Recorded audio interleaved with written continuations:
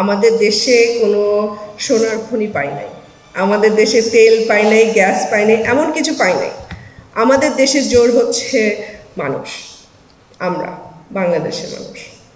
আমরা যখন একটা গরিব দেশ থেকে একটু উন্নতমান দেশের দিকে চলে যেতে পারি জাস্ট এই মানুষের জোরে। আমরা জাতি হিসাবে অনেক সাফার করেছি, আমরা অনেক হারিয়েছি, কিন্তু তারপরেও আমরা আজকে কোথায় চলে আসছি? আমাদের দেশে কোনো সোনার খনি পাই নাই, আমাদের দেশে তেল পাই নাই, গ্যাস পাই নাই, এমন কিছু পাই নাই।